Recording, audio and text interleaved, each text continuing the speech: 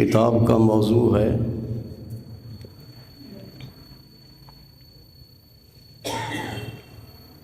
دین اسلام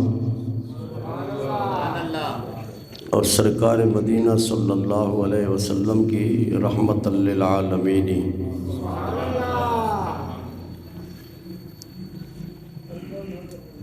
اللہ تعالیٰ نے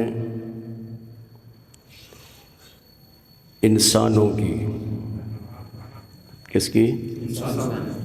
مسلمانوں کی نہیں، قیامت تک آنے والے انسانوں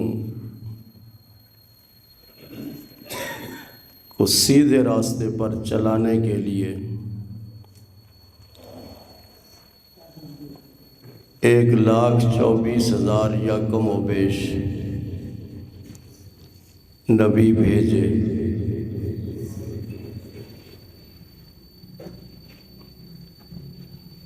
ان سب سے آخر میں رحمت عالم نور مجسم صلی اللہ علیہ وسلم کو آخری نبی اور آخری رسول بنا کر بھیجا۔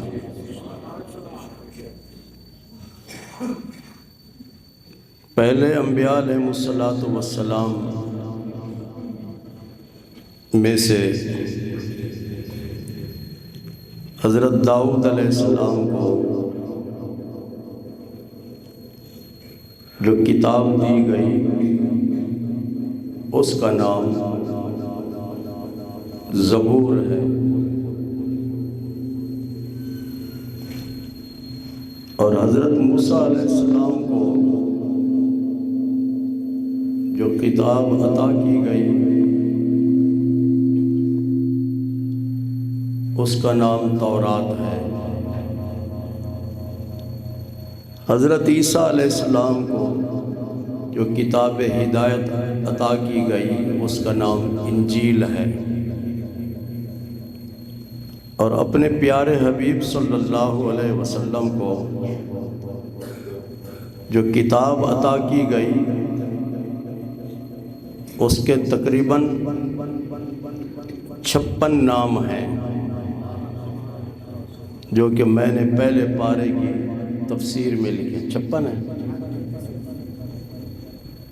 اور مشہور نام اس کتاب کا قرآن ہے۔ انہ لقرآن مجید فی لوح محفوظ۔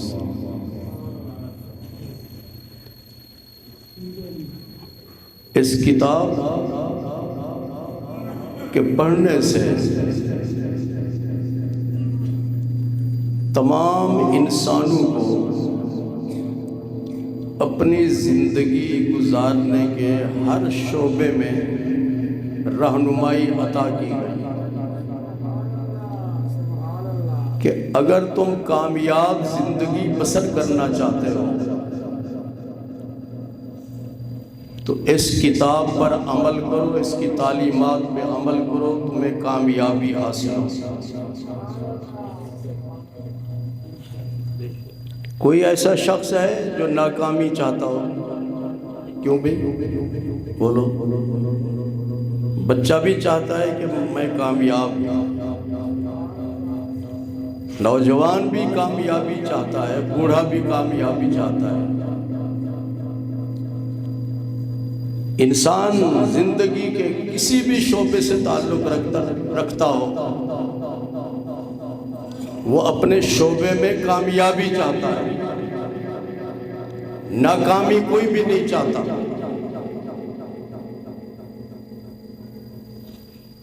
تو کامیابی کے لیے رب کائنات نے قرآن مجید عطا کیا۔ الحمد سے لے کر والناس تک پورا قرآن پاک دین اسلام کا ترجمان ہے۔ اللہ تعالیٰ نے اپنے حبیب پاک صاحب الاولاق صلی اللہ علیہ وسلم کو جو دین عطا کیا، دین کہتے ہیں آئین کو، دستور کو، ضابطۂ حیات کو، ہر ملک کا آئین ہوتا ہے۔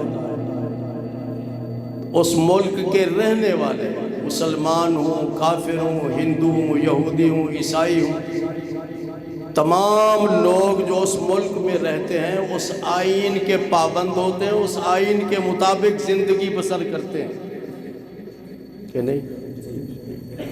مسلمانوں کو جو آئین عطا کیا گیا وہ آئین اسلام ہے۔ کیا ہے؟ اسلام۔ اسلام اس ضابطۂ حیات کو کہتے ہیں جو امن اور سلامتی کا علمبردار ہو۔ الف سے لے کر یا تک اس کی ہر تعلیم کا، اس کے ہر قانون کا مرکز اور محور کیا ہو؟ امن اور سلامتی۔ جی کیا؟ اسلام امن اور سلامتی کا علمبردار ہے۔ وہ صرف مسلمانوں کو امن اور سلامتی نہیں دیتا بلکہ غیر مسلموں کو بھی امن اور سلامتی عطا کرتا ہے۔ سمجھ آ رہی ہے؟ تو اسلام عالمگیر دین ہے، مذہب نہیں۔ یاد رکھو، اسلام۔ برہان الحق صاحب کہاں ہیں؟ برہان صاحب ہمارے نمازی۔ تو اسلام کیا ہے؟ بولو۔ دین ہے،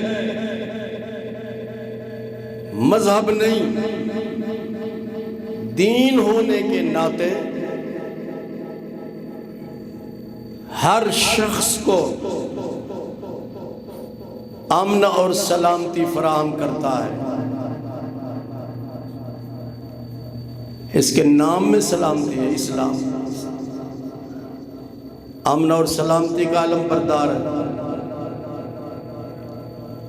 اور جو ذات اس دین کو لے کر آئی ان کو اللہ تعالیٰ نے ساری کائنات کے لیے رحمت بنا کر بھیجا ہے۔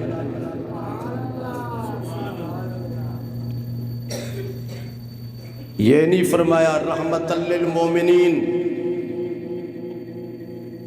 آپ مسلمانوں کے لیے رحمت ہے۔ یہ نہیں فرمایا رحمت للاولیاء، آپ ولیوں کے لیے رحمت ہے۔ یہ نہیں فرمایا رحمت للمؤمنین، مومنوں کے لیے رحمت ہے، بلکہ فرمایا رحمت للعالمین، آپ ساری کائنات کے لیے رحمت ہیں۔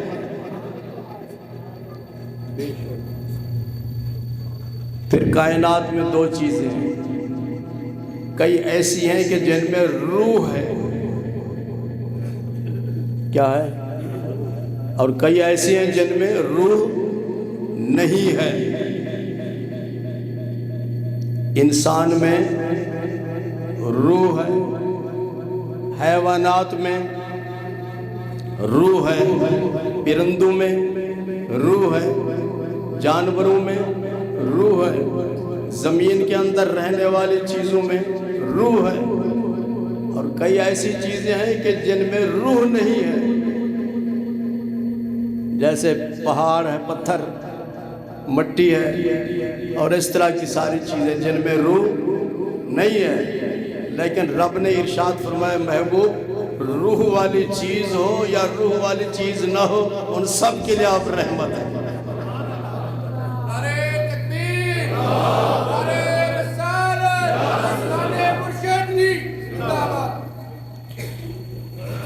رحمت کے معنی میں نے کئی دفعہ بیان کیا۔ ایک تو رحمت کا معنی ہے وسیلہ، اس دنیا میں جس کو جو بھی نعمت مل رہی ہے حضور کے وسیلے سے مل رہی ہے۔ اللہ ارشاد فرماتا ہے، سرکار مدینہ صلی اللہ علیہ وسلم ارشاد فرماتے ہیں اللہ یعطی وانا القاسم، اللہ مجھے ساری کائنات کی نعمتیں مجھے دیتا ہے۔ آپ کو جو بھی نعمت ملنی ہے وہ اللہ نے پہلے اپنے محبوب کو عطا کی، پھر فرمایا محبوب آپ تقسیم کر دیں۔ کائنات کی تمام نعمتیں کونہ صلی اللہ علیہ وسلم واسطۃ الفیض الالہی الی جمیع الممکنات علی حسب القوابل۔ روح المعانی کے مصنف فرماتے ہیں علامہ آلوسی کہ اللہ نے ساری کائنات کے لیے اپنے محبوب کو رحمت بنا کر بھیجا۔ اس کا مطلب یہ ہے کہ جس کو جو بھی نعمت ملتی ہے آپ کے وسیلے سے ملتی ہے۔ اس کی تائید میں حدیث نقل کی کہ سرکار فرماتے ہیں ان اللہ یعطی وانا القاسم، اللہ مجھے ساری نعمتیں دیتا ہے اور میں ساری کائنات میں اس کی نعمتوں کو تقسیم کرتا ہوں۔ امریکہ میں 9/11 کے چند دن کے بعد ایک کانفرنس تھی، مجھے بلایا گیا، میں وہاں پہ گیا، منہیٹن میں وہ کانفرنس تھی اور اس کا موضوع تھا وہ کون سا نسخہ ہے جس پر عمل کرنے سے پوری دنیا کو امن مل جائے، پوری دنیا کو امن مل جائے، ان کے جان و مال کی حفاظت ہو جائے۔ اس ٹاپک پر بہت سارے سکالرز نے اپنی اپنی تجاویز پیش کی اور وہ جو اجلاس ہو رہا تھا اس کانفرنس کہ اس اجلاس کی صدارت میرے ذمہ تھی،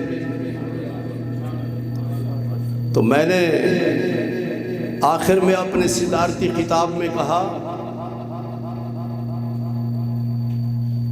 کہ امن تلاش کرنے کے لیے،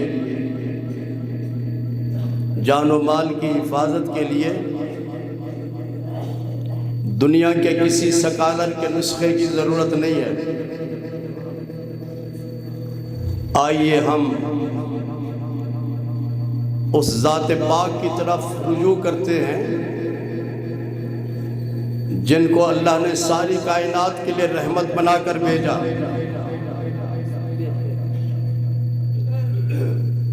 اس کانفرنس میں اسرائیل سے یہودی عالم بھی آیا ہوا تھا، اس کو کہتے ہیں ربی۔ عیسائیوں کے پادری بھی آئے ہوئے تھے، سارے اس میں موجود تھے۔ میں نے کہا ہمیں تمہارے نسخوں کی ضرورت نہیں، ہم نے اس شخصیت کی طرف رجوع کرنا ہے جن کو رب نے ساری کائنات کے لیے رحمت بنا کر بھیجا۔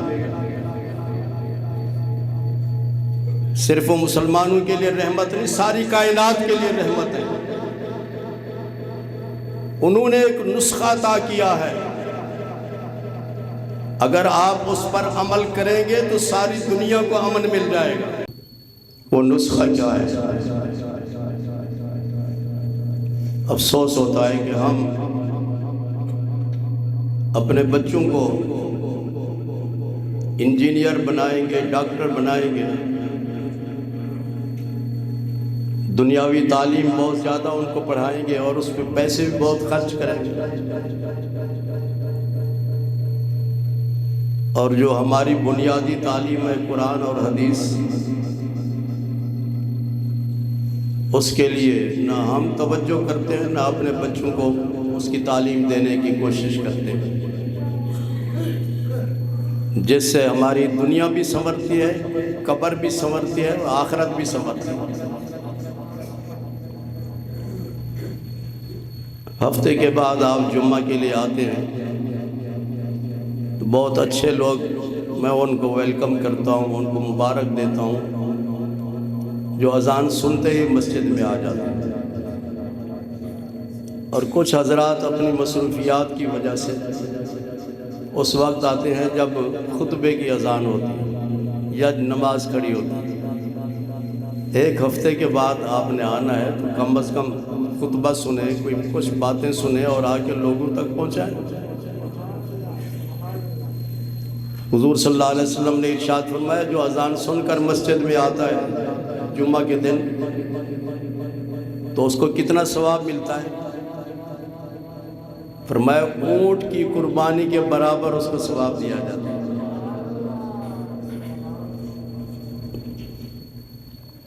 تو نسخہ بتائیں سرکار کا جس سے پوری دنیا کو امن مل جائے۔ آپ نے ارشاد فرمایا فَآتُوا ذَا حَقٍّ حَقَّهُ، کیا فرمایا؟ فَآتُوا ذَا حَقٍّ حَقَّهُ، ہر حقدار کو اس کا حق دے دو، ہر حقدار کو اس کا حق دے دو، جھگڑا ختم ہو جائے گا۔